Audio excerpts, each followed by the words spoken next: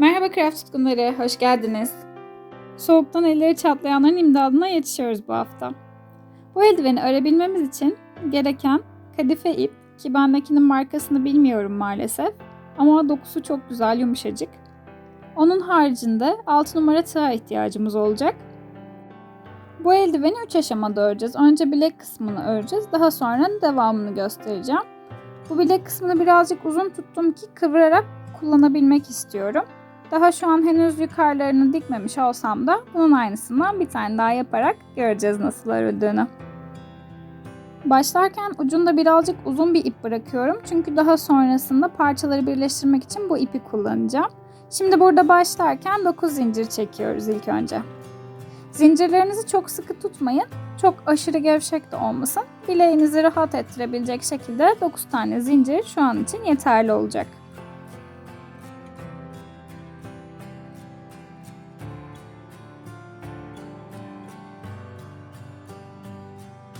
Dokuz tane zincirimi çektikten sonra birincisine değil, ikincisine sık iğne örerek toplamda 8 tane sık iğnemin olmasını sağlıyorum.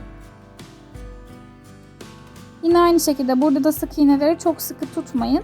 Orta gevşeklikte bırakarak 8 taneyi tamamlarsanız gayet esnek ve güzel olacaktır.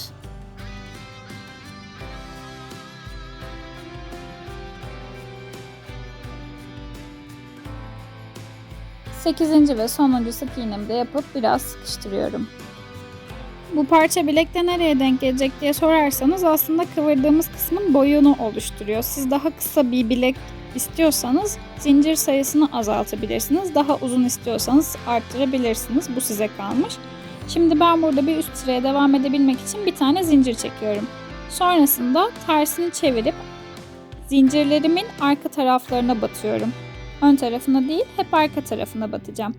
Bu örneği biz bir kere daha göstermiştik bal kabağı yaparken. Eğer detaylı incelemek isterseniz o videodan da izleyebilirsiniz. Kartlara bırakıyorum onu da. Kuralı tekrar hatırlatmak gerekirse de bir zincir çekiyorum, tersini çeviriyorum ve geri kalan 8 zincirimin hep arkasına batarak sıramı tamamlıyorum. Bu arkasına battığımız modellerde asıl mantık böyle kabartılı, inişli çıkışlı bir dokunun oluşmasını sağlamak. Bilek kısmında bu daha güzel duruyor. Bunu şimdi bileğimizi tamamen kaplayacak şekilde yani 18 sıra kadar devam ettireceğiz. Daha sonra o parçaları birleştireceğiz.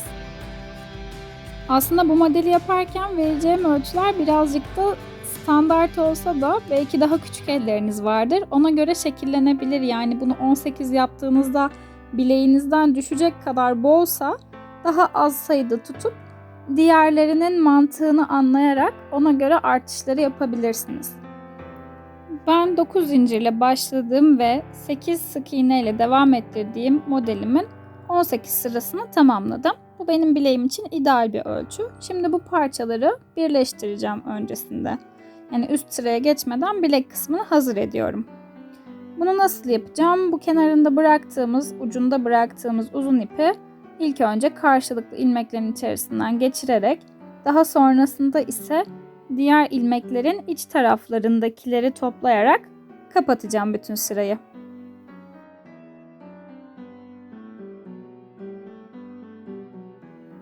Son kapanışı yaparken aynısının içerisinden 2 kere geçiyorum ki daha sağlam olsun.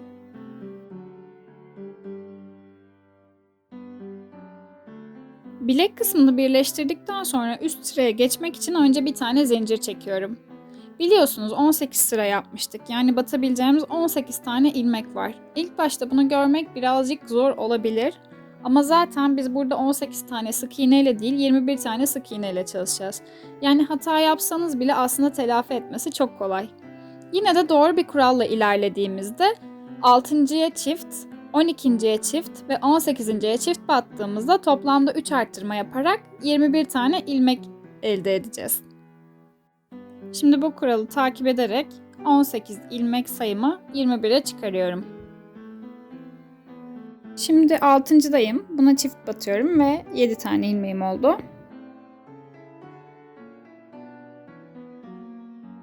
Şimdi 8, 9. 10. 11. 12. ve buraya yine çift batacağım. 13 oldu ve bu şekilde devam ettireceğim. 18'de bir tane daha çift yapacağım. Şimdi 21. yani sonuncu ilmeğimi de yaptıktan sonra nasıl devam ettiğimizi anlatacağım. Bunu tamamladık, güzelce sıkıştırdık. Şimdi bu şekilde görünüyor. Ve 21 tane ilmeğimin bazını oluşturdum. Bundan sonra şimdi hemen yandaki boşluğa direkt giriyoruz ve sık iğne yapmaya devam ediyoruz. Herhangi bir arttırma ya da zincir çekmedik burada. Ben şimdi burada hiç arttırma yapmadan yani 21 ilmeği tamamlayarak 9 sıra kadar ördüm. Bunu bilek kısmını kıvırarak kullanacağımı hesaba katarak kendi elime göre ayarladım. Yine dediğim gibi siz bunları kendi elinize göre şekillendirebilirsiniz. Önemli olan herhangi bir artış yapmadan istediğimiz sıra sayısını tamamlamak. Bu şekilde görünüyor. Bundan sonraki adımımız artık baş parmak kısmını şekillendirmek olacak. Bunun için de ne yapmamız gerektiğini anlatayım hemen. Ben nereden başlayacağımı belirledim. Bunun için de bir yer belirleyici koyacağım o kısmına. Çünkü burası önemli. Nerede başladığım, bittiğim. Burada bir artış yapacağız ve ona göre sayacağız. Şimdi ilk artırmamı yaparken hemen bir yanındaki boşluğa, yani bu ipi koyduğum yerin bir yanındaki boşluğa çift batacağım. Yani onda ilk artışımı başlatmış oluyorum. Daha sonra onun yanındakine bir tane normal sık iğne yapıyorum. Bir tane sık iğne yaptığımın yanındakine yine çift batarak ikinci artışımı burada yapıyorum. Parmak için bu sıramın arttırması bu kadar olacak ve başladığım yere kadar bu sırayı dümdüz sık iğne ile tamamlayacağım. Bu arada örgünüzü çok sık yapmamaya dikkat edin çünkü kullanırken elinizi rahatsız edebilir ne kadar esneyen bir ip olsa bile. Bu önemli bence. Sıramı tamamlayıp başladığım yere, yani ilk çifti battığım yerin ilk ilmeğine geldiğimde arttırmaya başlıyorum. Bu sefer yine ilkine çift batıyorum.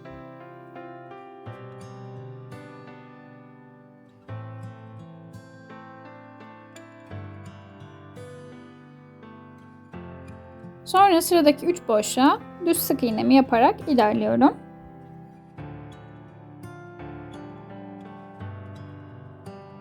Şimdi bir arttırmam daha var. Buraya da çift batarak onu tamamlıyorum. Geri kalanı başladığım yere dönene kadar sık iğne yaparak ilerlemek olacak.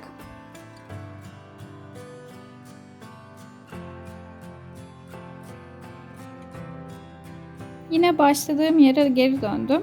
Yani ilk çifti battığımın ilk ilmeğini buldum ve ona yine çift batarak bu sıradaki ilk arttırmamı yaptım.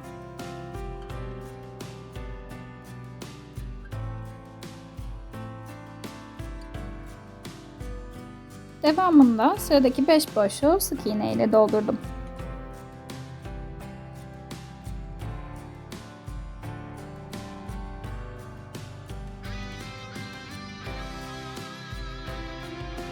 Beşinci sık iğnemi yaptıktan sonraki boşluğa da yine 2 sık iğne daha yaptım. Yani arttırdım.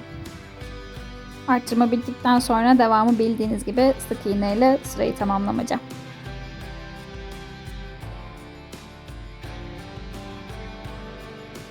Bakın hep aynı tarafta arttırma yaparak baş parmağa doğru gidecek olan kısmı şekillendirdik. Bir de bunu ayırmamız gerekiyor. Sadece baş parmağın gireceği şekilde. Şimdi onu anlatayım. İlk olarak bir tane zincir çekiyoruz. Zincirimizi çektikten sonra 7 tane ilmek sayacağız. Bu 7 tane ilmeği atlayıp 8.'ye batacağız. Bu boşluğu oluşturacak, parmak boşluğunu. 7 taneye atladım ve gittim 8.'ye sık iğnemi yaptım. Oradaki boşluğun çok kalmaması için ben burayı birazcık daha sıkı yapmak istiyorum. O yüzden tekrar söküp orayı daha sıkı bir şekilde yapacak şekilde ayarladım. Siz de öyle yaparsanız çok boşluklu, kötü bir görüntü oluşmaz baş parmak kısmında.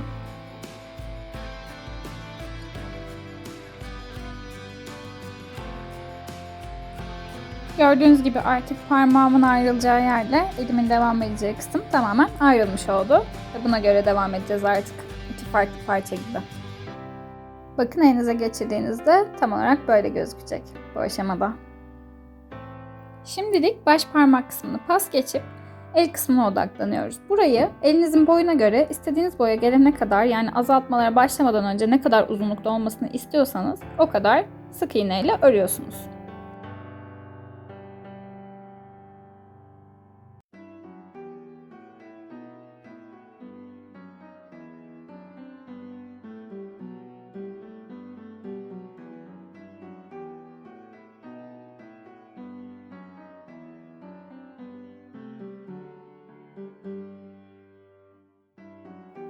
Şu an aslında nereye geldiğimizi anlamışsınızdır. 7 tane ilmek atlayarak 8.'ye bir tane sık iğne yapmıştık parmak kısmını oluşturmak için. Buradaki bu sık iğnenin içerisine de bir tane daha sık iğne yapıyoruz. Yani onu da katıyoruz bu el kısmına. Burası tam bağlantı noktası olduğu için ben bu kısmı biraz daha sıkı yapmaya çalışıyorum ilmeklerimde. Yani şimdi ne yapmış olduk? Bu bağlantı noktasındaki ilmeği de katarak el kısmımızı oluşturacak kısmın ana hatlarını ortaya çıkarmış olduk. Onu boyunca örmeye devam edeceğiz. Şimdi ben elimin yaklaşık bu kadarını kaplayacak sıraya ulaşana kadar ördüm sık iğne ile. Daha sonrasında yaklaşık 3-4 sıra kadar da eksiltmem olacağı için parmak boyumu ona göre hesaba kattım. Yani burada 10-11 sıra kadar bir boy olduğunu söyleyebiliriz. Daha sonrasında azaltmalarla da elimi tamamlamış olacak. Arttırmalarda nasıl sıra kaçırmamak için yer belirleyicimi koyduysam azaltmada da aynı şekilde yapıyorum. İlkini normal sık iğne yapıyorum. Daha sonra azaltmak için önce bir yanındaki boşluğa ama ip almadan, sonra tekrar bir yanındaki boşluğa girerek bu 2 tane ilmeği tek seferde kapatıyorum. Bakın tam burada yaptığım nasıl azalttığımıza örnek. Buraya dikkatli izlerseniz daha net anlarsınız. Özetle burada ne yaptık? Başlangıç noktamızı belirledik. İlkine bir tane sık iğne yaptık. Ondan sonra da bir tane eksilttik. Bir tane eksiltme demek 2 ilmeği tek seferde kapatmak demek. Bu şekilde sıramızı tamamlıyoruz başlangıca kadar.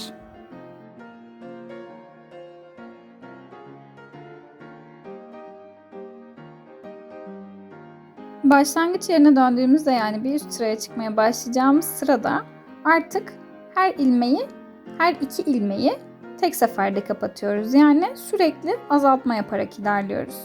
2 taneyi tek seferde kapattım. Sonrakine geçiyorum. 1, ikinciyi de aldım. Bu ikisini tek seferde kapattım.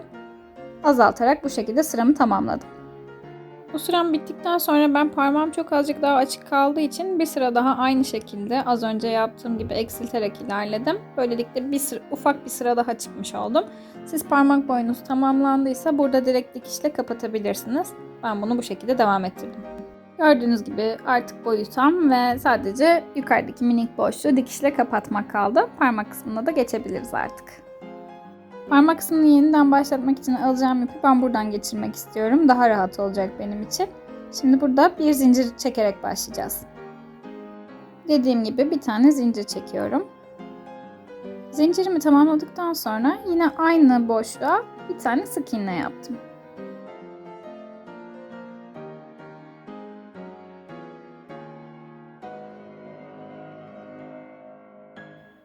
Hemen yanındakine geçiyorum. Aynı şekilde sık iğnemi tamamlıyorum. Bu şekilde sıramızı döneceğiz.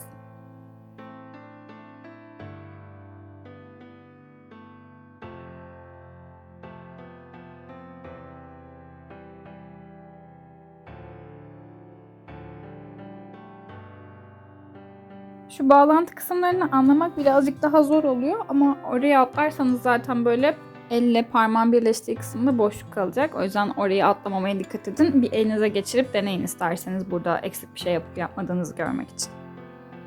Belli bir boya geldikçe deneyerek ilerlemenizde fayda var. Çünkü tam olarak nerede bitiyor, nerede azaltmaya başlayacaksınız. Bunlar dediğim gibi sizin el boyunuza göre değişecek şeyler.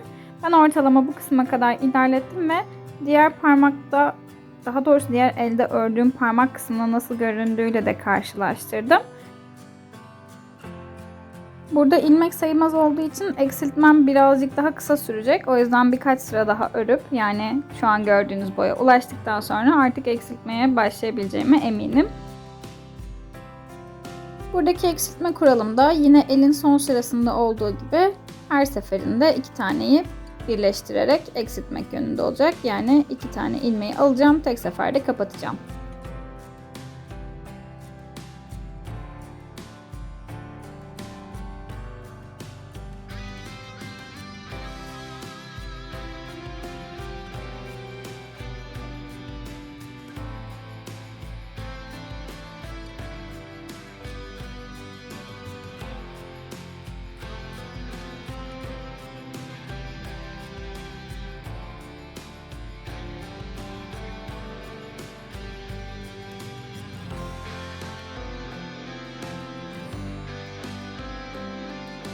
Gördüğünüz gibi burada çok küçük boşluklar kalacak şekilde bütün eksiltmelerimle burası kapandı.